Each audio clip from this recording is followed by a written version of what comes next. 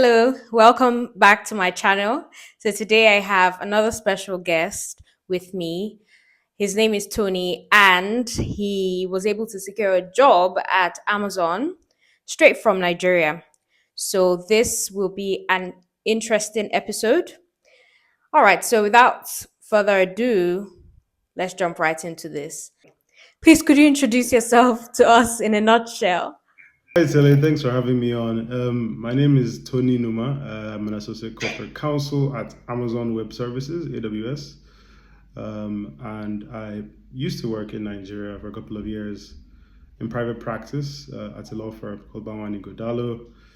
I was in the capital markets and M&A practice team for about 5 years plus, and I did a number of very interesting transactions while I was at the firm.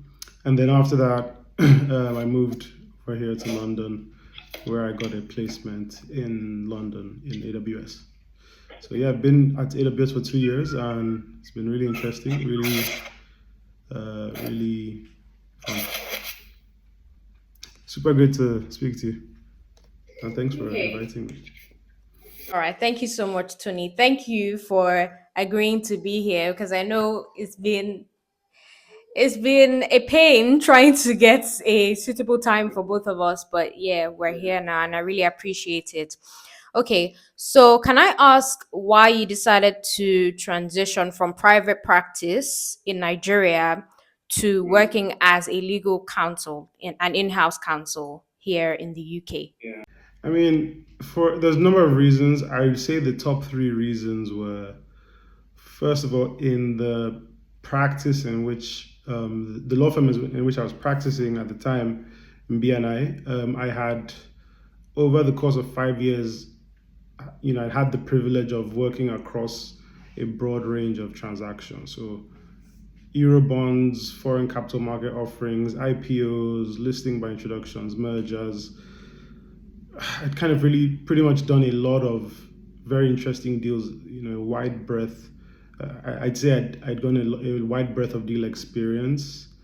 And so at the time that the opportunity presented itself, I just was like, okay, I've done all these fantastic transactions. I've worked with some of the best legal minds in Nigeria and outside of Nigeria, and I'd done that for a while. So I just wanted to do something else, and I'd made a specific target as well to kind of just do something in a relatively big company as well, somewhere that had a lot of structure, a good position in whatever industry they're playing in, and also just a company that had a good vision, more or less. Similar to my law firm, because the law firm I was at for 5 years was also a very fantastic, is a fantastic place to work. BNI, they have very interesting deals, very complex deals, awesome teams that I'd worked with. At least I was privileged and lucky to work with some of the best and brightest in my team as well. So that was part of my motivation at the time. And I think so far, a lot of the skills I garnered when working in private practice have really been super helpful. Now in being in house, being in a different jurisdiction, being in a different country, different company as well. Okay, thank you so much for that. So, moving to Amazon was in line with your longer term career goals, I would say. And it seems like you're enjoying it so far. Yes, Okay. I definitely sum it up that way. Yes, it is interesting. It is very different though from private practice, as in, and when I say that, what I mean is it's a totally different side of the pond, right? You're in private practice, you have a lot of customers. In being in house, you still have a lot of customers because whilst you're advising for one company, so to speak, you still have a lot of customers, and AWS has significant amounts of customers across the globe. I support EMEA, the EMEA region, that's Europe, the Middle East, and Africa, but you still have a lot of customers, and we're super customer obsessed at Amazon. So, but it's still very different in terms of the nuances of, in a law firm, it's just you versus the opposing counsel and the other team. You're drafting, you're reviewing, going back and forth. But here, you're kind of aligning more with business stakeholders, internal and and then the customer, obviously, who you have to make very happy. So yeah, it's really different, but pretty much the same soft skills and technical skills as well. Yeah. Okay. Different but rewarding. Okay. Thank you for that. Okay. So please, could you share the steps that you took to successfully make this transition from BNI to AWS? Yeah, honestly, I people have asked me this question a lot, especially because the timing, the move, the seamlessness.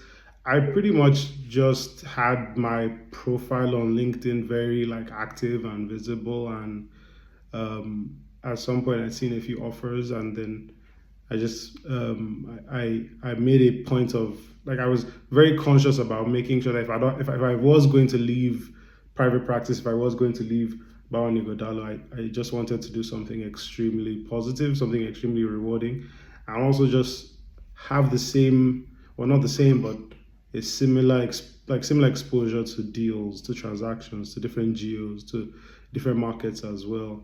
So I would say in one word, it was just LinkedIn, pretty much. I didn't like have a recruiter, or I know some people have like headhunters and people that help them kind of send us their resumes around. I didn't have anything like that. I just used my LinkedIn. All right. So you've heard it, guys. Don't sleep on LinkedIn. LinkedIn is a very important platform. I think if people use LinkedIn the way they use their Instagram, they would learn a thing or two. Absolutely. Absolutely. Okay. So did you apply directly or could you talk us through that process, the application process? I'd seen one of my friends repost an opening for an associate corporate counsel role. I looked through the JD. It sounded pretty much like it was like you read something and you just think to yourself, "Ah, this sounds like me." um, that was pretty much what happened. I did have other offers at the time from other companies, one in Austria, one in Lagos in Nigeria, a private equity firm. But then out of the three, AWS kind of fits more, aligned with more of all the stuff I explained earlier, which was largely what I was looking out for. And so that's why I picked AWS. Okay. Okay, so how was the interviewing process? How many stages was it?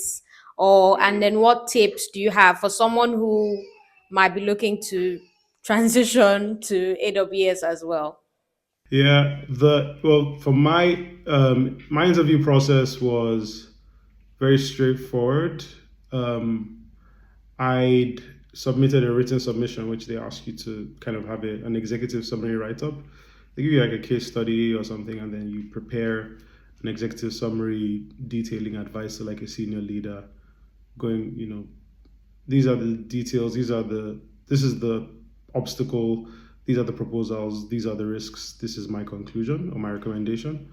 And then after you submit the written submission, or whilst submitting the written submission, they schedule you for what is called a phone screen, which is a an interview done over the phone. You just kind of dial into a link, you speak with the interviewer.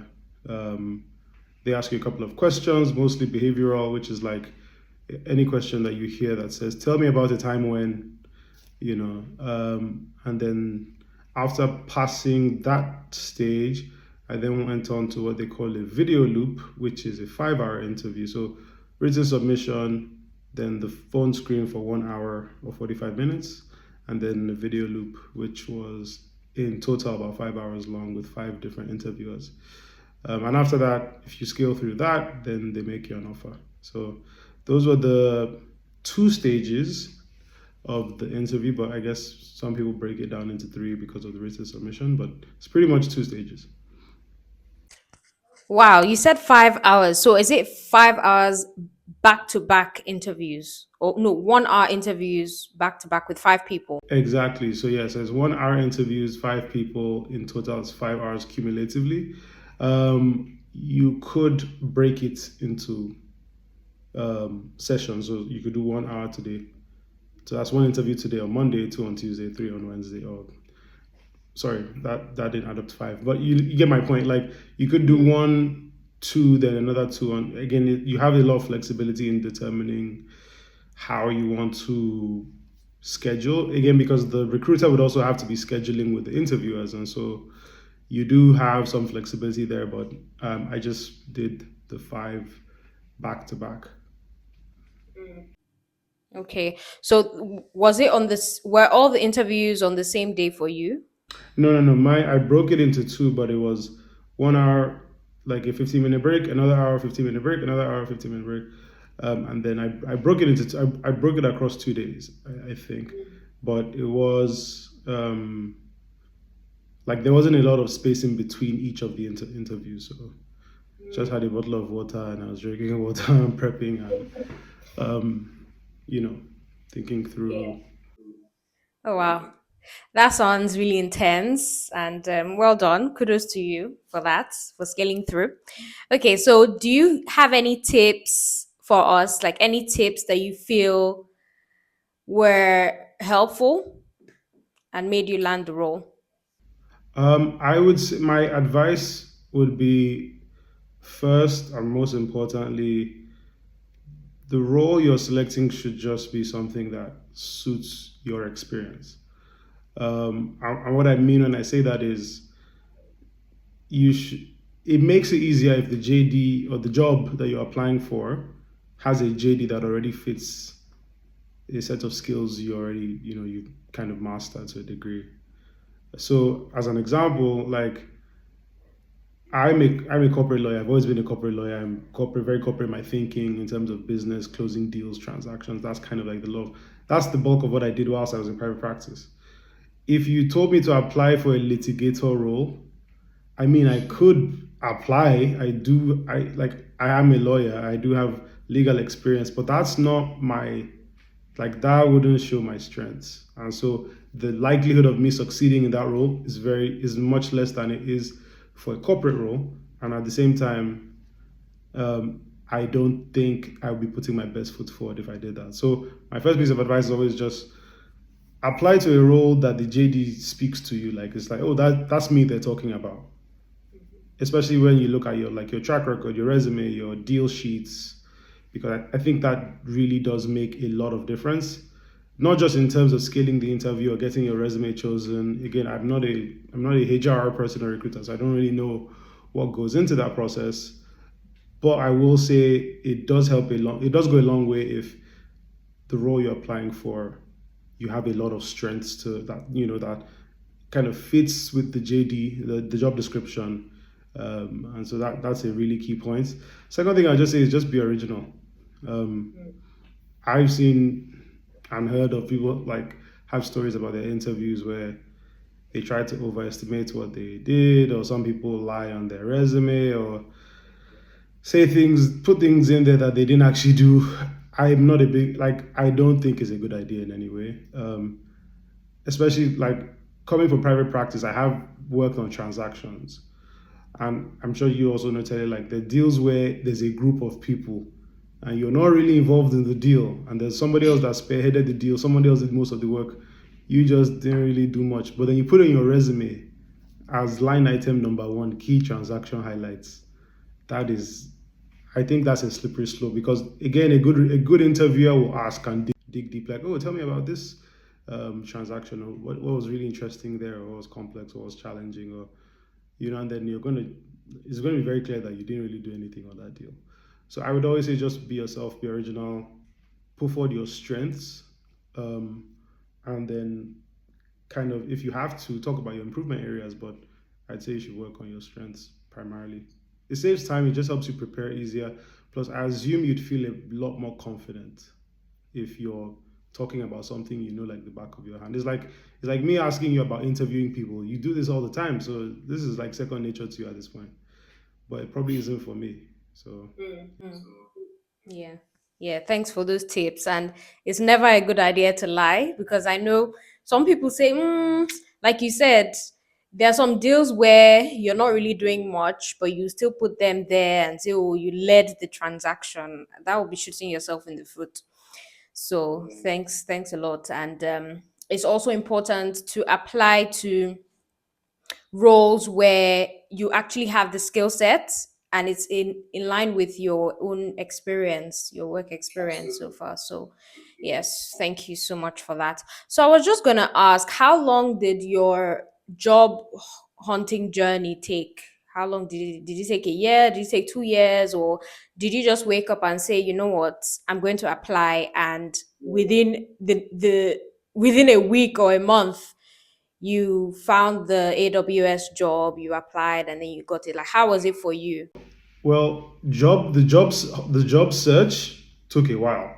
I will say it did take a while. It took a while because you then apply, you might get rejected, or you might get to the first stage interview, you don't get to the second, or you do get the feedback where they tell you, oh, you have the experience, but you don't have enough years at the bar, So there's a lot of in Yoruba they say that you collected a la.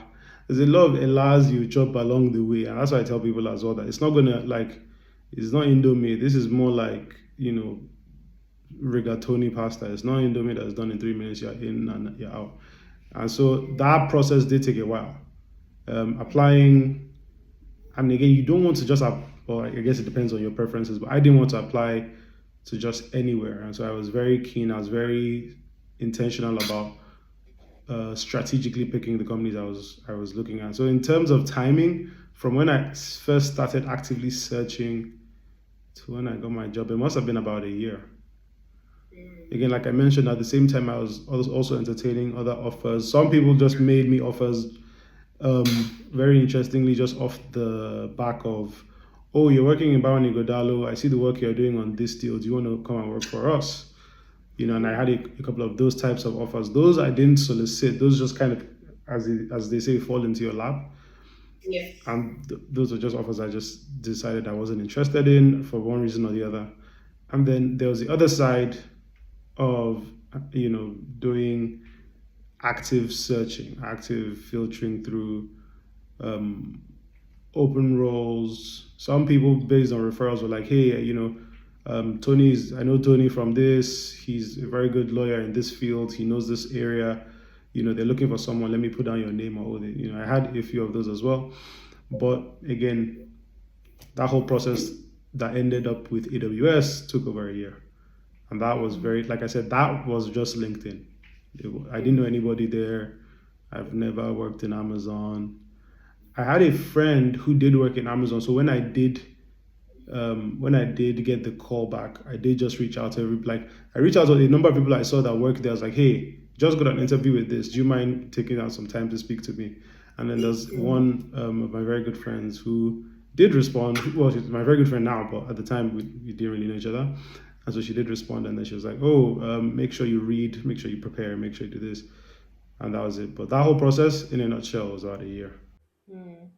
No, okay. So this is to encourage anyone. If it's taking a while, then it means that, well, at the end of the day, you will get that dream job. So don't be discouraged. And as you said, it's not Indomie. So it's not going to take 5 minutes. It's not going to take 5 minutes. As they say, good things take time.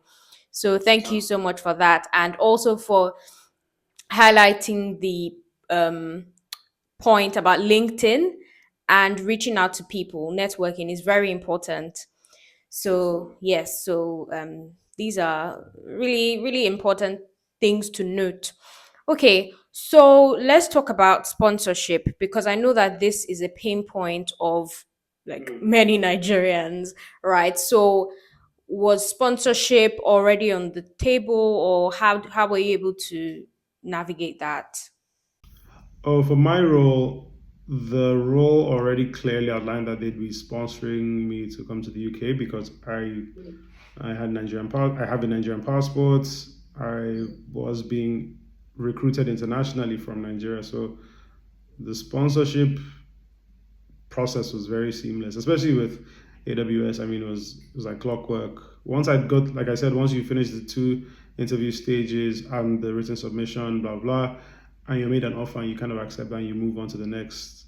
They're very quick and they're very efficient. I would say that the team that handles that process is very efficient in doing like visas, immigration paperwork, documents, da da da da. They're very seamless process if you ask me. And so it was, I think, it didn't take a while as well.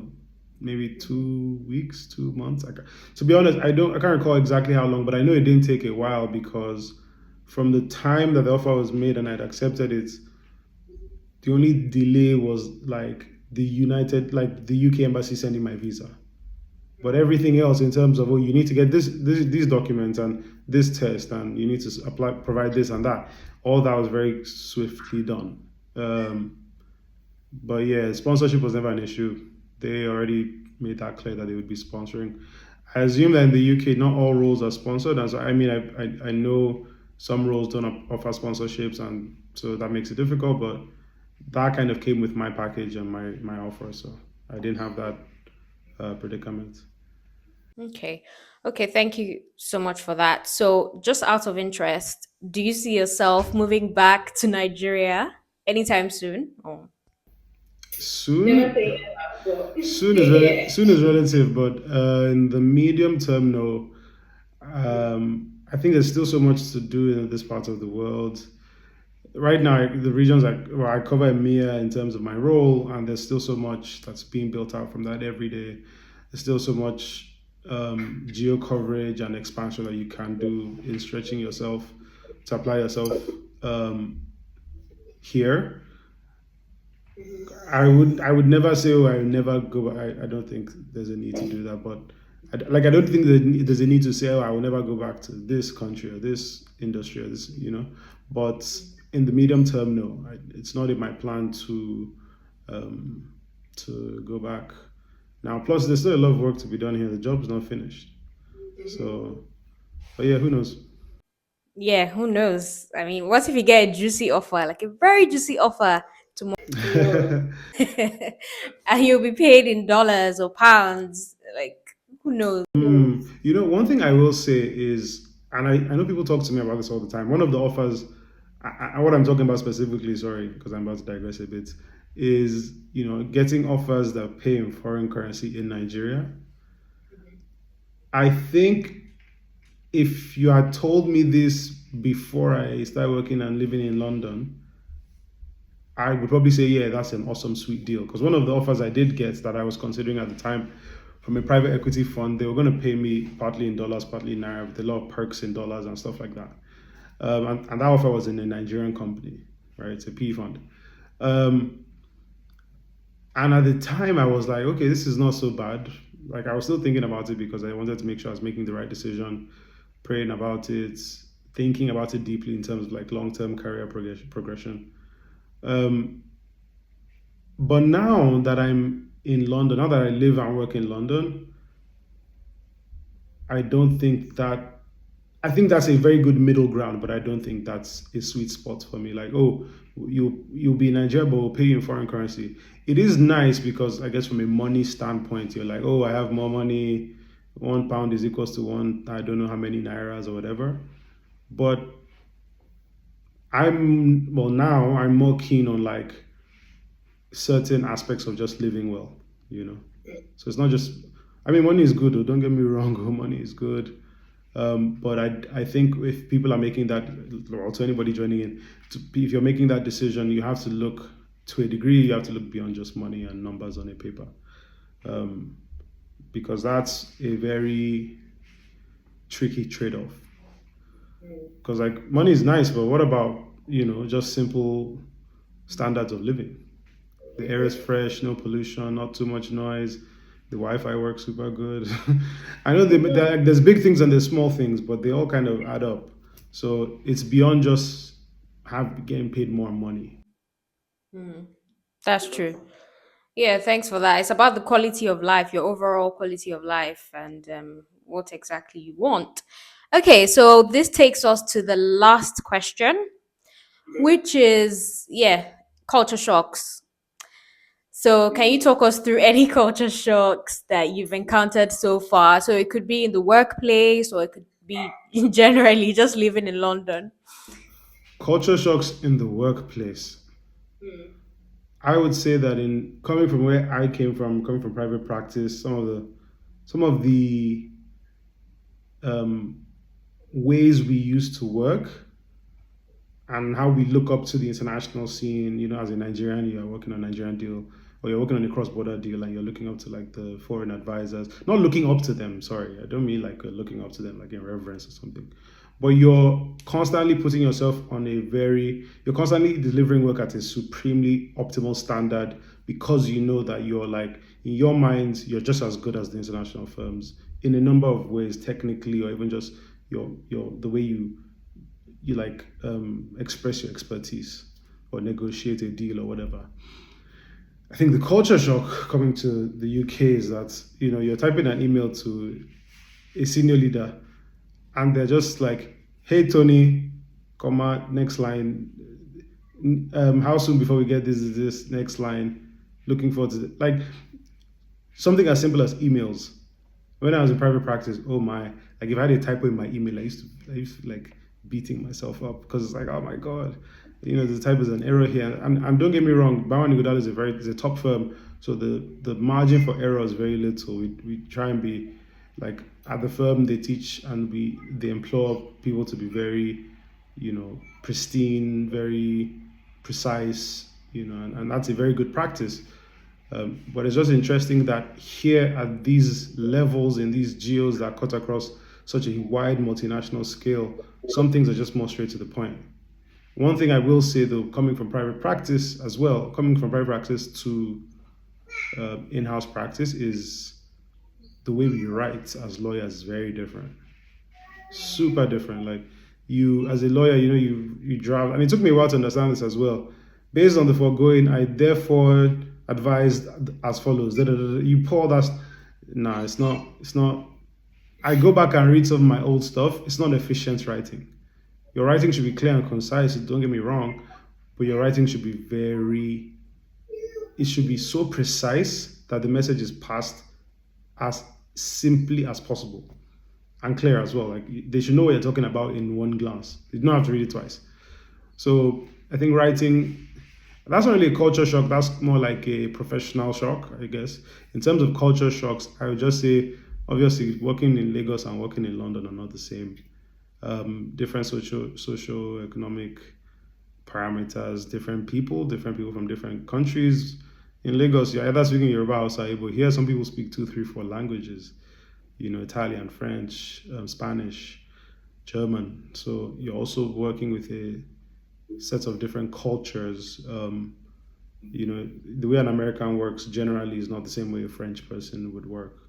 Their proclivities to their professions are very different, even though they're both supremely intelligent, very well researched, very good at their jobs. So there's a lot of culture shocks. I think in terms of personal culture shocks, the one I always say to my friends, which always came as a big shock to me, was how people don't really greet as much in London. Like, in Nigeria, and I'm sure Tele, you know this for sure. Like in Nigeria, you can just be walking around, good morning, my morning, sir, hello, hi. Like people are very friendly in that way. In London, it's not the same, especially in London. I'm told that outside of London, it's a bit more like that, like in neighboring states or cities or towns, whatever. But London is definitely not like that. Like you could be in an elevator and everybody is just quiet. Nobody says a word. They look up or they look down. So I found that to be very funny. In my building, I would always just enter the lift and everyone's being quiet and being super mute, and I would just be like, "Hey guys," and everyone would laugh because they're not used to saying hi to anybody in the lift. They're just going about their business, which is fine. It's just very different for a small town boy who grew up in Lagos. Regarding greeting, the most you would get is a fake smile, and Yeah, that premeditated, prepared smile. It lasts for like 2 seconds. It's like, and then yeah. Again, I think it might just be how people operate here, or it might just be because everyone is really just zoned into something else, and there's always like the next thing or the next flight to catch or the next meeting. So everyone's kind of running about their day. I don't have any issues with it, but I try my best to just, again, still be authentic but original, but still mindful of other people's cultures as well. So, but yeah. yeah. Thank you so much, Tony. I can't believe this is over now. This has been so interesting and it's been extremely insightful as well. Thank you so much for being my guest and for agreeing to do this. And thank you, Muna. Shout out to Muna, who was the plug. Cheers to Mona. Big thanks to her. Yes, I wonder what yes. country she's in at this point in time. She's always everywhere. Muna is she's a global citizen.